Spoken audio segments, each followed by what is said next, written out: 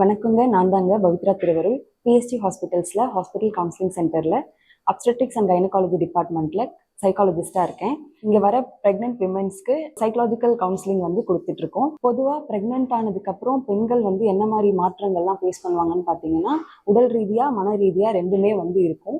மன ரீதியான மாற்றங்கள் வந்து ரொம்ப அதிகமாக ஃபேஸ் பண்ணுவாங்க. அது அவங்க உணர மாட்டாங்க. என்ன மாதிரி விஷயம்லாம் உணர மாட்டாங்க அப்படின்னு பார்த்தீங்கன்னா, அவங்களுக்கு பொதுவாகவே தூக்கமின்மை, சாப்பிட முடியாது சரியா, மூட் ஸ்விங்ஸ்ன்னு சொல்லுவோம்.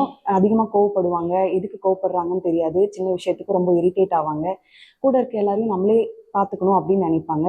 அவங்களுடைய விஷயங்கள் வந்து அவங்களுக்கு பார்த்துக்கிறதுக்கு டைம் இல்லைன்னு வருத்தப்படுவாங்க. லேக் ஆஃப் செல்ஃப் கேர்னு சொல்லுவோம். டெலிவரி கிட்ட வர வர பார்த்தீங்கன்னா, டெலிவரி பற்றின பயம் அதிகமாகும். சிசேரியன் ஆயிடுமோ, சிசேரியன் ஆனால் அதுக்கப்புறம் நம்மளை நல்லா பார்த்துக்க முடியுமா, குழந்தைய நல்லா வளர்ப்போமா, அந்த மாதிரியான பயம் இருக்கும். நார்மல் டெலிவரி ஆகுது அப்படின்னா என்ன மாதிரி பெயின் கோ த்ரூ பண்ண போகிறோம், அந்த மாதிரி பயம் இருக்கும். ஆஃப்டர் டெலிவரி பார்த்தீங்கன்னா பேரண்ட்ஸ் 2 பேருக்குமே வந்து போஸ்ட்மார்ட்டம் ஸ்ட்ரெஸ்ன்னு சொல்கிற அந்த ஒரு இது வந்து இருக்கும்.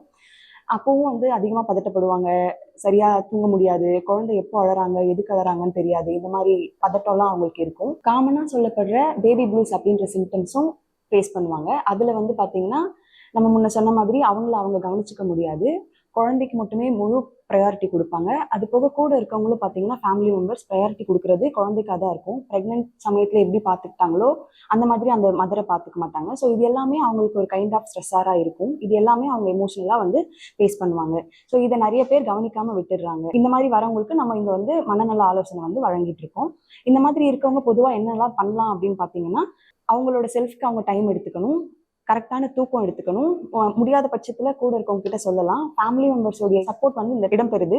அவங்க தான் புரிஞ்சுக்கிட்டு ஓரளவுக்கு அவங்களுக்கு தூக்கம் வருது அப்படின்னா அவங்க ரெஸ்ட் எடுக்க சொல்லிட்டு கொஞ்ச நேரம் அவங்க பேபியை பார்த்துக்கலாம். இவங்களும் வந்து எப்பவுமே ப்ரையாரிட்டி பேபிக்கு கொடுக்காம அவங்களுக்கும் கொஞ்சம் பார்த்துக்கணும். நல்லா சாப்பிடணும், நல்ல தூக்கம் கரெக்டாக இருக்கணும். அவங்களுக்குன்னு ஒரு 10 மினிட்ஸ் ஸ்பெண்ட் பண்ணி அந்த செல்ஃப் கேர் ப்ரையாரிட்டி கொடுக்கும்போது கொஞ்சம் அந்த ஸ்ட்ரெஸ்ஸாரெல்லாம் வந்து கம்மியாகும். ஆன்சைட்டிஸ் கம்மியாகும். இதெல்லாம் கம்மியாயிடும். மேக்ஸிமம் மைண்ட் அண்ட் பாடி வந்து ஒரு கனெக்டில் இருக்கும்போது அவங்க வந்து ரிலாக்ஸ்டாக இருப்பாங்க. ஸோ இதெல்லாமே ஃபோக்கஸ் பண்ணுறதுக்கு நாங்கள் சொல்லிட்டு இருக்கோம். இன்னும் என்னன்னு பார்த்தீங்கன்னா, கல்யாணத்துக்கு முன்னாடி எனக்கு எழுத ரொம்ப பிடிக்கும், பாட ரொம்ப பிடிக்கும், டான்ஸ் பண்ணுவேன், வரைவேன், இதெல்லாம் இருக்கும். ஸோ அதெல்லாமே வந்து அவங்க ஃபோக்கஸ் பண்ணலாம். ஹாபிஸ் வந்து ஃபோக்கஸ் பண்ணலாம்.